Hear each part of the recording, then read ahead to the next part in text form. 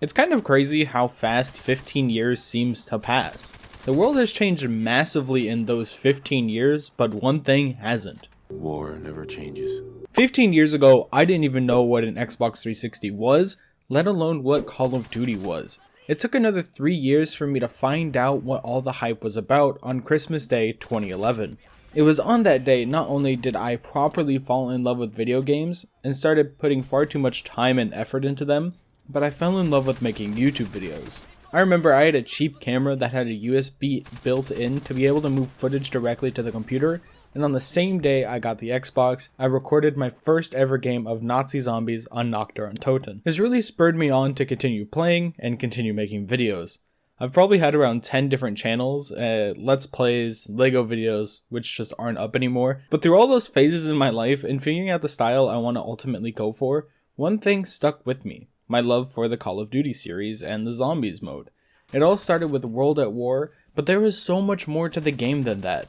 If you don't know what World at War is, let me catch you up to speed. There are 3 separate modes, but you all know the one I want to talk about the most, being the campaign. We take control of 2 soldiers, both on opposite sides of the war. The first we meet being Private Miller under the command of Sergeant Roebuck, fighting all over Japan against the Japanese army. The other being Dmitry Petrenko, following in the footsteps of our favorite Russian, Reznov, fighting against the Nazi army, ending it by storming and taking over the Reichstag, and the Americans storming and destroying Shuri Castle. While it's not the deepest story ever in terms of love for the characters and the emotions running through the entirety of the campaign, it is, in my opinion, one of the darkest, gory, and somewhat accurate representing times of war. Now, before you history buffs absolutely kill me for saying that, I'm not saying it was 100% accurate when coming to actual events of World War II. I'm more speaking at the horrific acts committed from soldier to soldier. Multiple war crimes are committed and are absolutely things that could have happened at some point on either side of the war. There are times where Reznov wants us to end the lives of those who are already on their deathbeds, but then there are times where he pressures us to kill those who are surrendering, and we are being taught that it's okay and what needs to happen to win the war, when it can be considered morally questionable, shown by Chernov. Before entering the U-Bahn,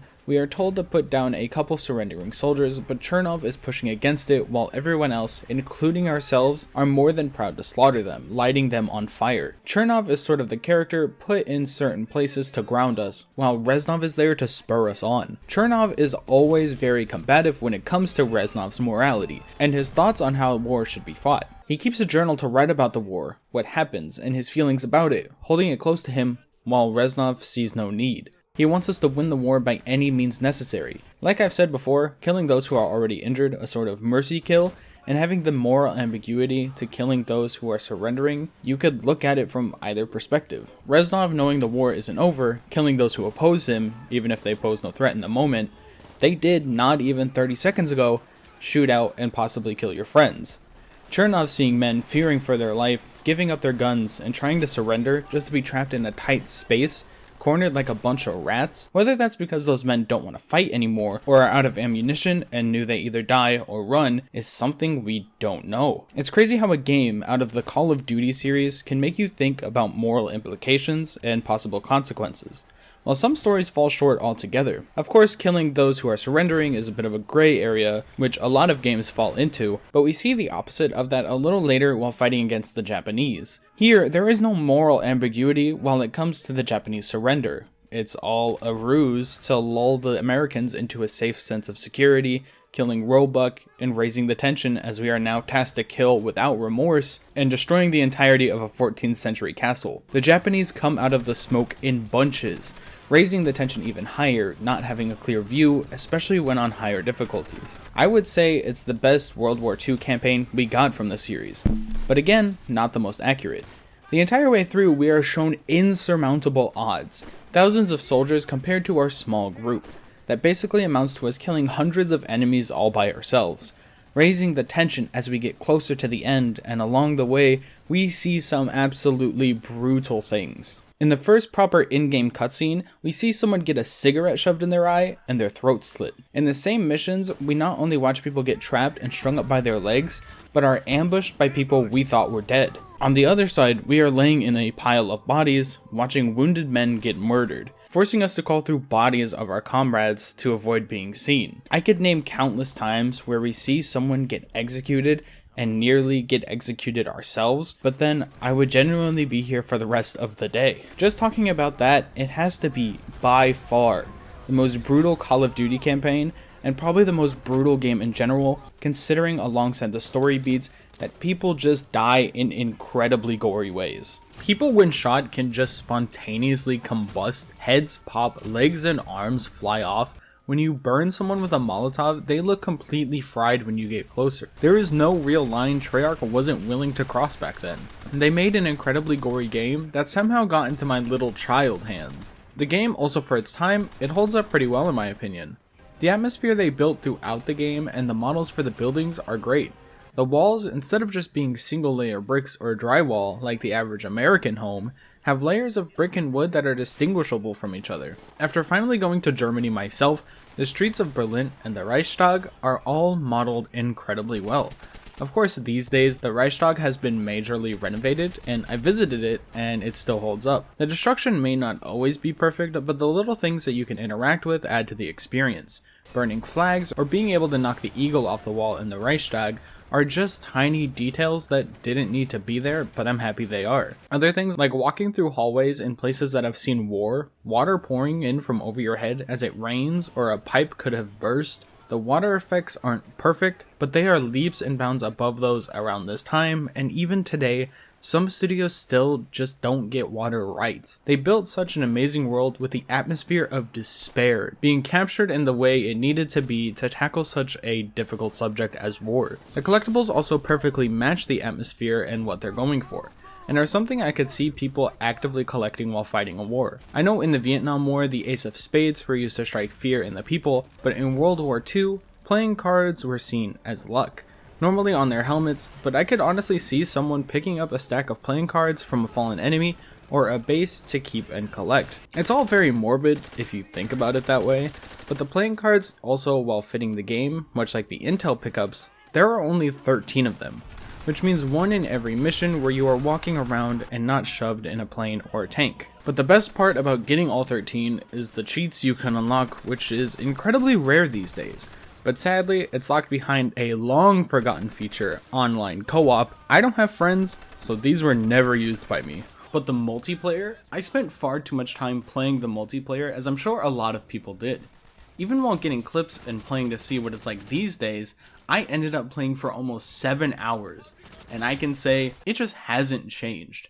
Everything I remember is still around, and while it gives me a sense of nostalgia, holy fuck, the people who play this game are annoying. All of the same things that made the game sort of a hellhole at the beginning are still here. Everywhere you turn, MP40s, jug, camping, connection problems. Nothing has truly changed. It's fun, don't get me wrong, but it makes it so much harder to use anything different when everyone spams the same thing.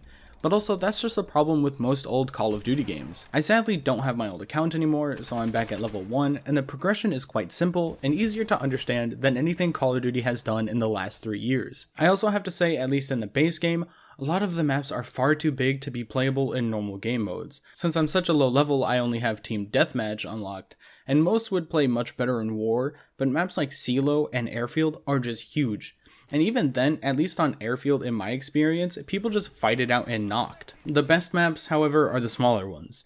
Dome is one of the best, and in my opinion, I also don't mind the maps like Macon or Courtyard, because they just let you murder each other and have places to flank and just play relatively well even by today's standards. They're not the larger maps that have tanks, which while I think it is cool to have vehicles in multiplayer, it does get quite annoying when people are just sitting in tanks, racking up kills, sitting in their own spawn. It is kind of fun to try and chase them down with satchel charges, because they can see you running up to them and throwing them, but if you're able to sneak up behind and there isn't someone in the gunner seat, there is nothing that they can really do to stop you from destroying their tank. All of these little things, I don't even think I would have needed to go back and play to remember, because they're so ingrained in my brain from years of playing, but nothing is quite as ingrained than the best game mode in most Call of Duty games, Nazi Zombies.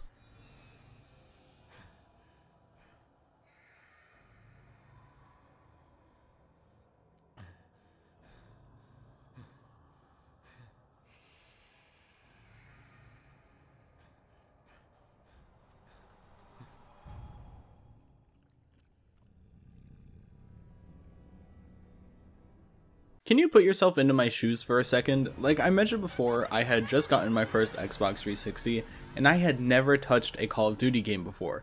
Then looking through the game modes, one catches my eye: Nazi zombies.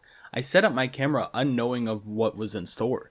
You can probably tell from the video, but I was scared, horrified, but at the same time, entranced with the world that had just opened right in front of me. Loading up Nocturne Totem for the first time, standing in my living room, figuring out everything, no guides, no prior knowledge, watching groups of the undead slowly make their way towards me. Die, stupid zombie. Not knowing which weapon would be the best to use, it opened up a whole world of opportunities for me.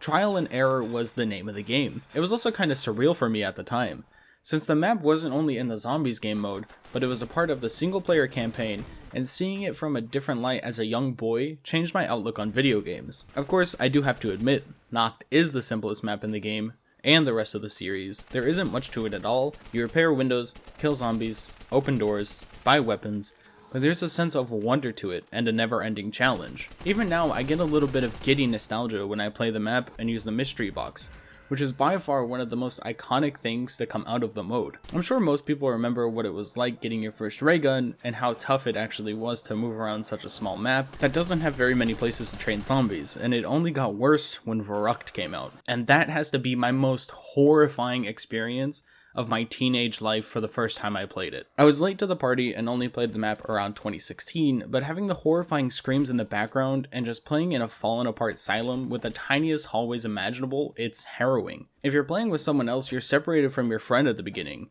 You're stopped by a door in the middle that only opens if you get to the power, which is an amazing way to introduce the idea of power and perks. The 4 original perks all made their first appearance here. Jug, Quick Revive, Speed Cola, and Double Tap all show their faces. And it's weird thinking about how synonymous these are with Call of Duty these days. That if you know someone who even knows what the series is, they will probably know what the perks are, but I don't think anything can live up to what Darice brought to the table. Of course, there's the coin under the Speed Cola machine, but nothing compares to the beautiful machine on the starting platform. This wonderful piece of equipment, the Pack-a-Punch machine, will always live on in my brain as the best thing to ever exist. Imagine getting a ray gun again, right? But for just 5,000 points, you can upgrade it to the wonderful, red laser firing Porter's X2 ray gun, where even just normal weapons become unstoppable Gib machines. It holds a place in my heart and my brain. The image of the ray gun is still burned in 15 years later. And yes, I say Gib instead of Jib. Does it really fucking matter? No. And that's what this video was about. The 15-year anniversary of my first Call of Duty game, and still one of my favorites. 15 years of zombies all started here, and even now, it's looked back on and loved by those who played it. I know it's a little cheap for me to do 2 anniversary videos back for back, but I couldn't not talk about World at War, especially when it's probably the most brutal and fundamental games to come out of the series. Without it, we wouldn't have gotten the Black Ops series, we wouldn't have gotten the zombie game modes. I feel like Treyarch proved themselves with this game, and while they've not always done well by the fans, they're now a huge studio capable of making amazing games. Whether they do that or not, that's a different question. If only they didn't have Activision breathing down their necks, but either way, thank you Treyarch for all the memories, and happy birthday World at War. Yes, I know I'm a month late, leave me alone. First rate town, but all